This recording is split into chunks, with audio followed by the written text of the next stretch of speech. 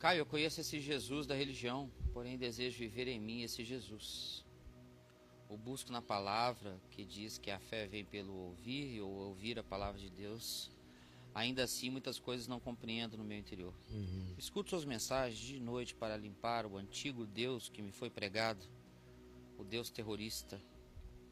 Agora ouço um Deus de amor, porém em conflitos vive a minha alma. Tenho depressão, Caio, desde 18 anos. Hoje estou com 40, pareço uma onda, que ora minha fé está em cima, ora ela se desmancha até chegar na areia e a torna para o mar. Retorna para o mar. Ela escreveu torna, mas é retorna. Eu e meu marido estamos lendo o Novo Testamento como o Senhor sempre orienta, Caio. Eu me tranquilizo com a palavra e depois duvido dela. Daí cai na tristeza da alma novamente. Eu desejo Jesus vivo em mim e que eu esteja ligada nele, mas eu não consigo. Por favor, me oriente para que meu andar seja sempre com ele.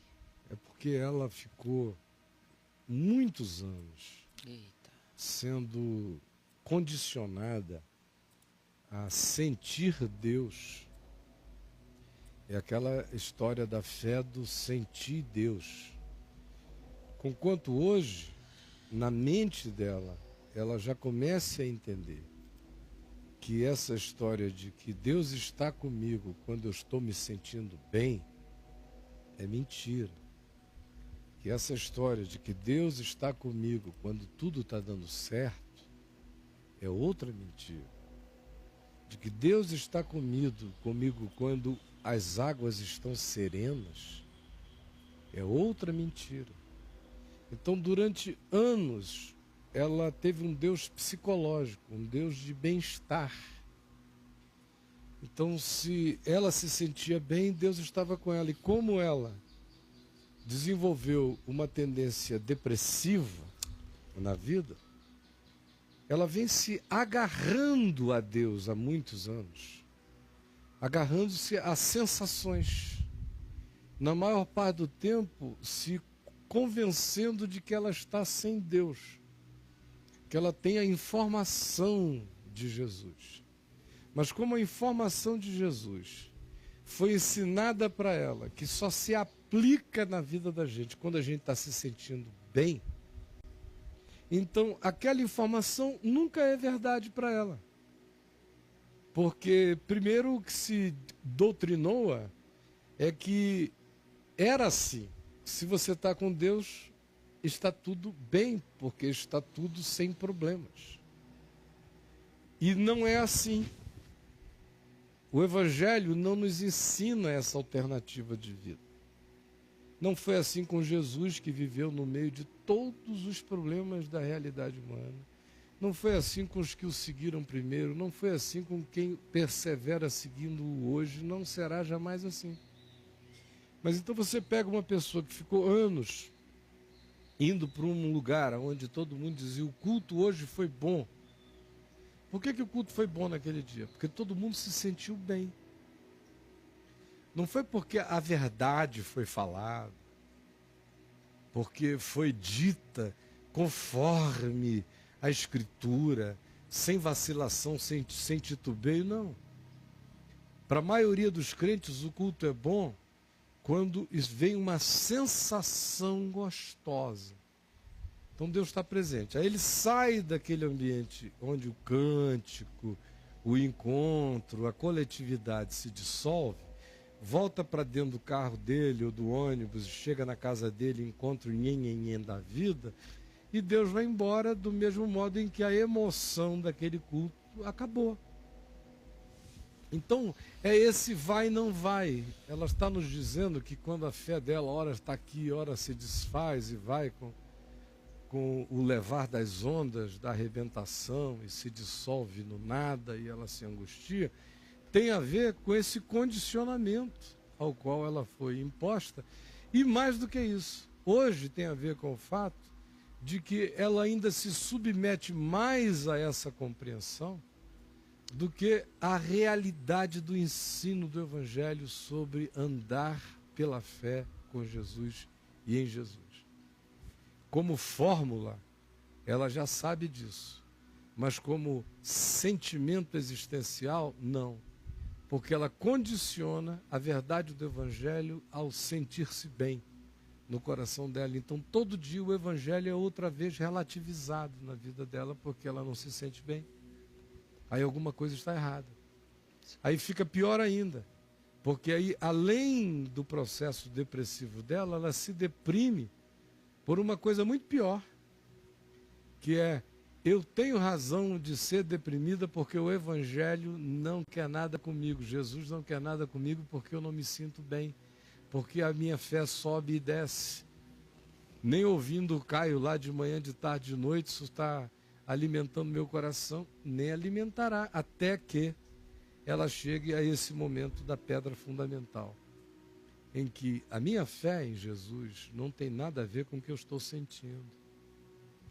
Se eu estou eufórico, se eu estou deprimido, se está todo mundo a meu favor, se tem muita gente contra, ou se estão todos contra, ou se eu estou sendo aclamado unanimemente, ou se eu estou sendo detratado unanimemente, ou se eu estou sendo perseguido injustamente.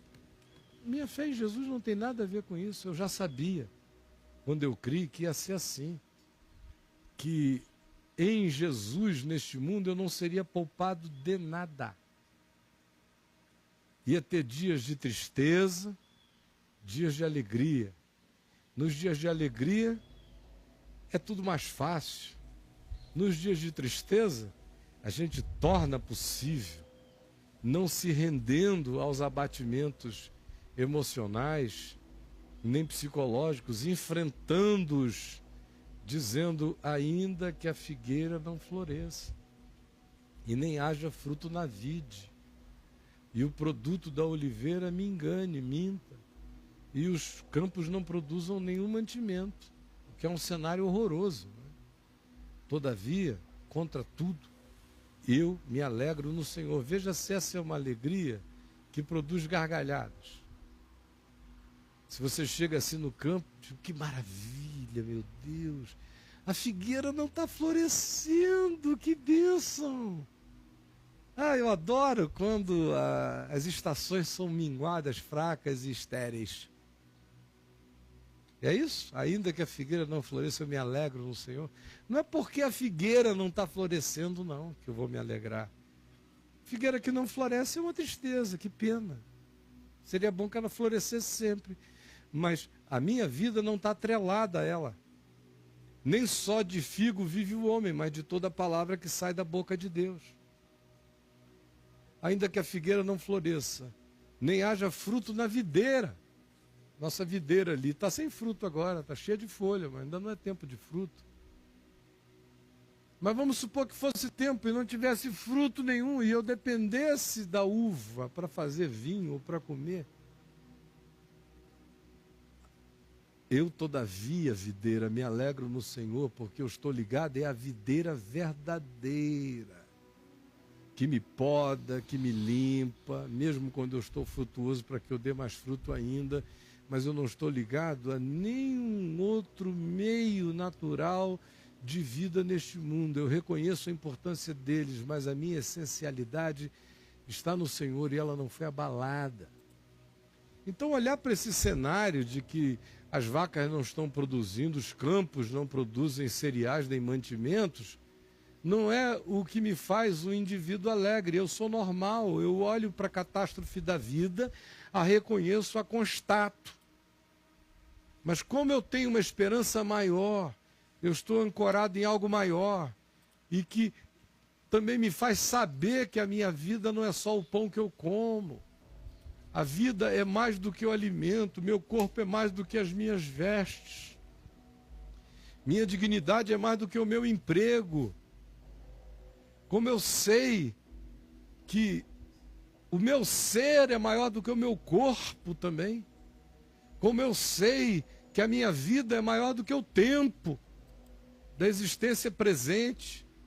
Porque eu sei que, apesar de todas as circunstâncias, todas elas cooperarão para o meu bem, que eu ainda não diviso, mas se eu descanso ele vai se realizar na minha confiança, na minha serenidade, na minha paz, na minha simplicidade, na minha entrega.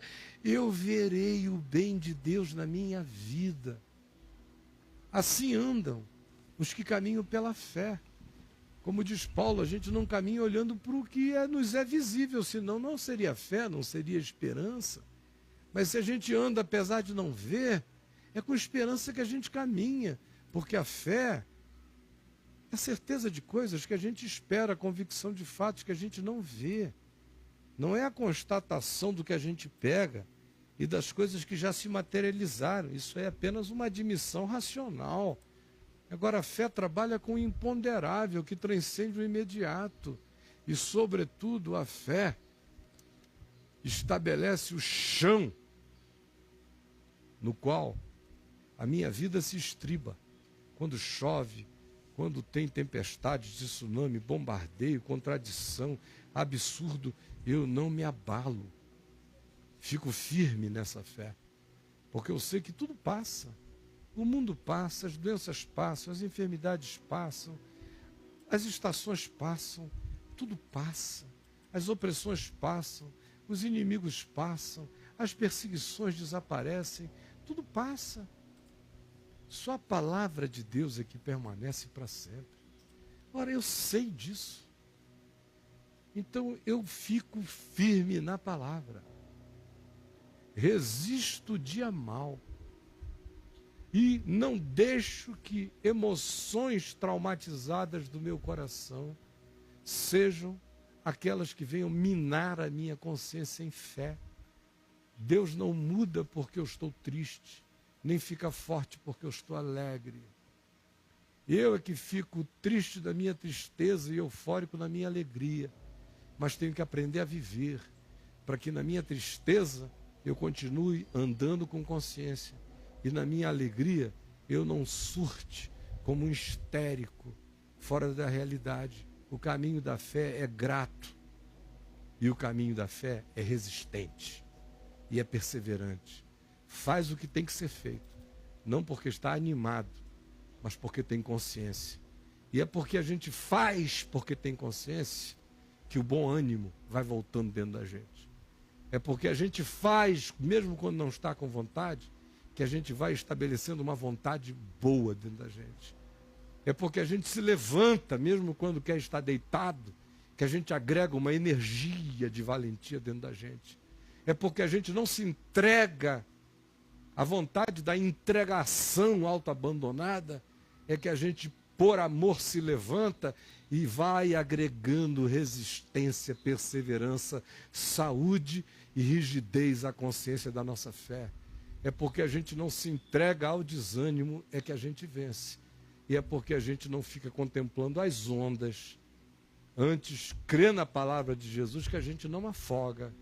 É a síndrome de Pedro, na Galiléia escura, que antes creu na palavra, depois resolveu trocar a consciência da fidelidade da palavra de Jesus pela impressão das ondas, dos ventos e das circunstâncias, e afogou.